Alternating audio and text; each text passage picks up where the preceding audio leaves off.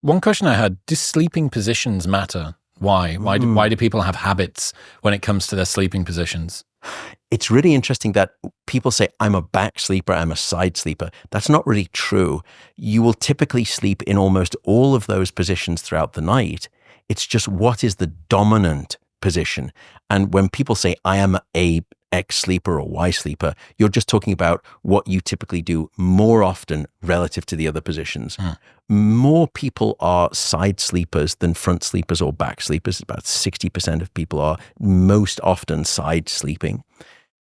Position doesn't matter, with probably two exceptions, although one of them has an asterisk, which is I don't want to scaremonger. The first is definitive. If you are snoring, if you have sleep apnea or if you know anyone who is snoring and they have not been tested for sleep apnea, go and get them tested. Or if you are, go and get tested. It's real easy to figure out if you're a snorer or not. Download an app. I have no association with them. It's called Snore Lab, Snore Lab, Android, Apple. You open it up, you hit record, you place the phone down by your bedside, it listens to your snoring, and then at the end of the night, you can see the amount of snoring, and it grades it from quiet, moderate, loud, and epic. And you see these Richter shocks throughout the night. The worse still, you can then go and tap at any moment in your night, and you can listen to yourself gasping for breath and snoring. Because snoring, what happens when you snore is that the airway starts to partially collapse. And when it starts to partially collapse, like a straw that gets bent, you start to get these fluctuations, these eddies in the airway. And that's the partial collapsing of the airway. When the airway collapses completely, the straw goes flat effectively. That's when you stop breathing entirely. And you can be there for 15, 20 seconds and your blood oxygen saturation just starts to plummet. And at some point, your brainstem, which picks up the ratio of the gases in your bloodstream between carbon dioxide and oxygen, says, break glass in case of emergency. Wake him up. We've got to wake him up. And that's the moment where you hear, and you gasp and you're back up again. As a consequence, you're never going into deep sleep. You stay in those shallows of sleep. Now, mild sleep apnea, if you have these, what we call apnea events, and apnea is a word, it's beautiful. Apnea is breath, from a Latin derivative. Anything in medicine that has the word a before it is usually the absence of it. Arrhythmia, the absence of a normal rhythmic heart. Apnea is the absence of breath. And mild sleep apnea is you having maybe 5 to 15 of the events per hour. That's how we grade it. For each hour of sleep, how many of these events are you having? Mild sleep apnea, let's just call it 10 events. And you're asleep for 8 hours. Imagine if I were to come in and say, tonight, Chris, I'm going to come into your room, and for the entire night, maybe 80 times throughout the night, I'm going to come in and I'm going to throttle you around your throat to the point where your oxygen saturation drops below 80%. Do you think you're going to feel good by tomorrow morning? The answer is no. But so many people are living with undiagnosed sleep apnea. We think at least 80% of people who have sleep apnea are undiagnosed right now. And that will put you in an early grave. Is snoring the same as sleep apnea? No, it's not. You can have snoring and it will not classify as sleep apnea. You still want to understand why you're snoring, but nevertheless, you can just get a very simple home test. In fact, you can look at your risk for sleep apnea already. Go online and type in the search term stop-bang questionnaire. Stop bang questionnaire. And again, it takes probably 2 minutes to fill out, and it will give you a risk hazard ratio of how likely is it that you have sleep apnea. And it correlates very well with an at-home sleep apnea test. So it's a good, quick proxy. I love Snore Lab, though. That's another great way to frighten yourself into understanding what's exactly happening. So all of which to say, I think I'm forgetting how we got here, but nevertheless, Sleeping positions. Sleeping position is one of those situations where when you are lying on your back, you are allowing your airway the direct access to this thing called gravity. And when gravity is present with back sleeping, it's far easier to pull that straw flat shut. So that's why we typically don't like people with sleep apnea sleeping on their back. The old school approach, gosh, when I was coming up to sort of start to treat was, or to at least get you away from a back sleeping position, was you would ask the gentleman, usually they're more heavy set, you would ask them, find a t-shirt from your wife, usually smaller, and get that t-shirt that has a pocket on the breast. And then I want you to wear that tight t-shirt back to front. And then I want your wife to take a tennis ball before you sleep and put it in the pocket. Yeah. And every time you roll over, it's so uncomfortable that you train yourself out of back sleeping. Wow. And so that's the old school. Is that, so why do we have preferences for sleeping position? Is this chronotype? Is this just habitual? Can we train ourselves out to being Usually based on your skeletal ergonomics and how you want to sleep. It's also in part driven absent of your body based on your mattress. Mm-hmm. And so that's why, having a mattress that's at least supportive enough where you don't get that banana bowing. Because if you are a front sleeper and you're sleeping on a poor mattress, then all of a sudden you just get this every night, this bending of the spinal cord, and you're lying there. I might just say, okay, today for 8 hours, I'm going to have you compressed into this banana shape lying on your front. And then at the end of that 8 hours, get up and, do 10 jumping jacks and feel great. Not so much. So you've got to be mindful of the position. So I would say sleeping on your back if you're a snorer, not so great. There is some evidence that sleeping, and I'm going to forget which side it is now. I'm trying to think of my anatomy, but sleeping, I think it's on your left side, based on how your gastrointestinal system is working, leads to a greater degree of GERD, which is gastric reflux. In other words, getting heartburn. You just get reflux. Interesting. So that's the second one, though, really, that I was going to mention is sleeping on your front or on your back may not necessarily be ideal, because what they found is that during sleep, and this quick tangent, I'll come back to it, but another one of the new functions of sleep is brain cleansing. That when we go into sleep, your brain essentially has this sewage system that kicks into high gear, and it washes away all of the metabolic detritus that's been building up across wakefulness. Because from a biochemical perspective, wakefulness is low-level brain damage. Sleep is your sanitary salvation.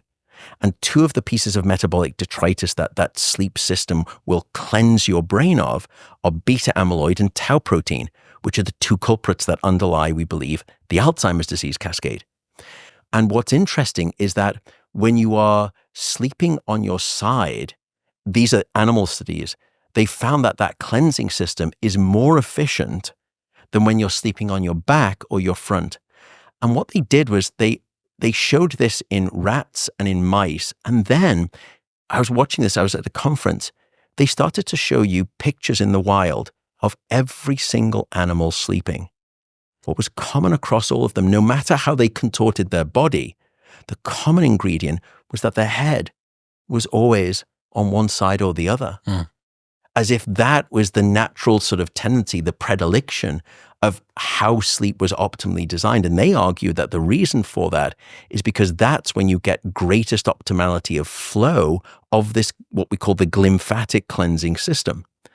Now, I would say that I haven't seen strong replication of that, nor have I seen any evidence that that's true in human beings.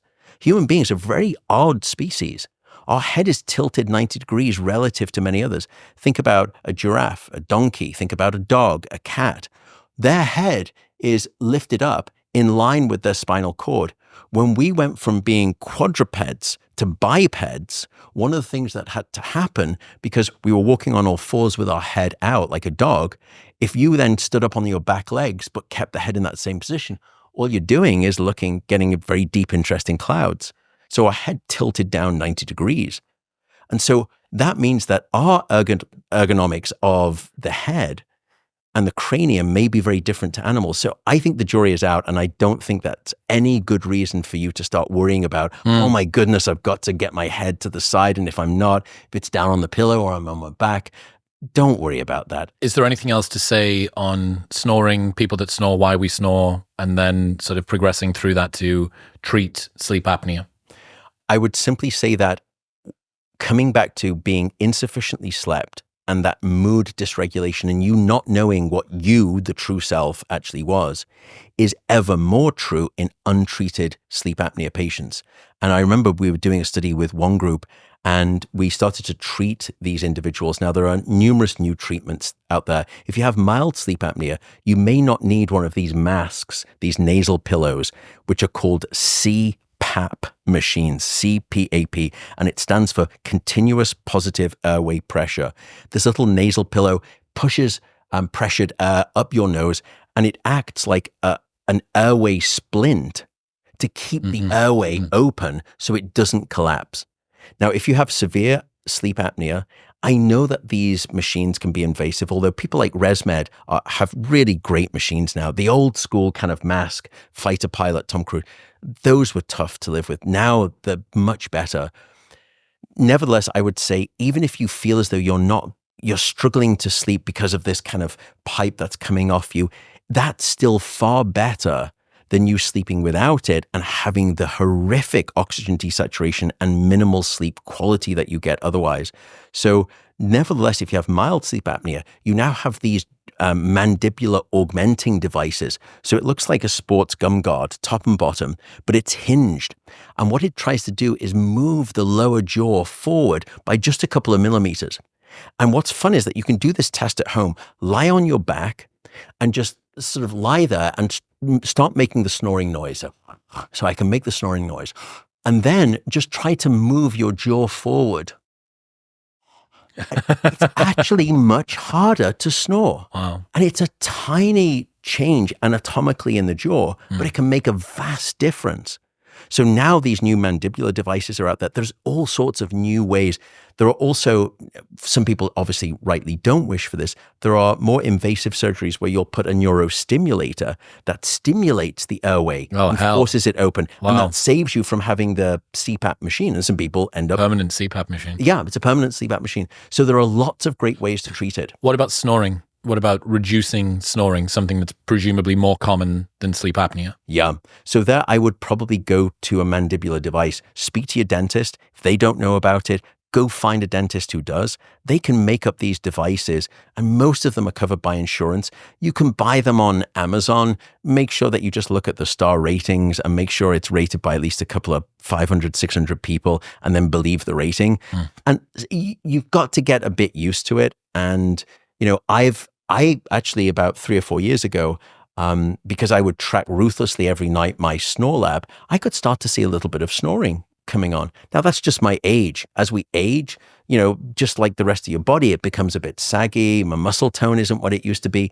And so I started to see signs of very mild sleep apnea. Now, I wasn't in anywhere close to the region of needing to be treated, but because I know so much about sleep, I don't want to live a shorter life, nor do I want to live a life with disease. So I just bought myself one of these devices. I ended up then having a great dentist friend who specializes, and we actually got the proper custom device, so the custom device. And but you can buy them on Amazon. You put them in hot water, like a gum you guard. bite down, gum guard, and they're actually not too bad if you can tolerate them. For smaller people who don't have jaws like my jaw and certainly your jaw, you know, it's going to be a bit, you know, tougher. You know, my wife, very slim, refined woman, you know, she's probably not going to be able to tolerate it because the jaw mass is just not sufficient. So you've got to be I'm not trying to say it's a one size fits all for everyone, but for those who can, if you have some mild snoring, it will clean it right up. It's very impressive.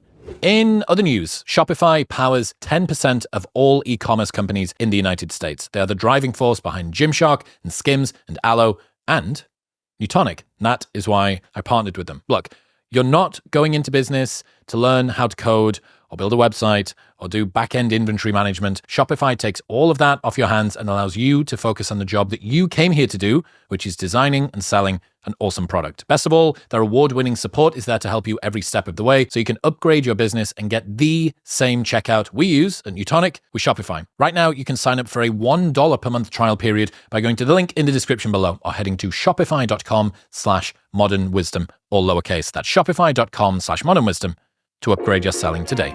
Thank you very much for tuning in. If you enjoyed that clip, you will love the full-length, nearly 3-hour-long conversation with Dr. Walker right here. Go on, watch it.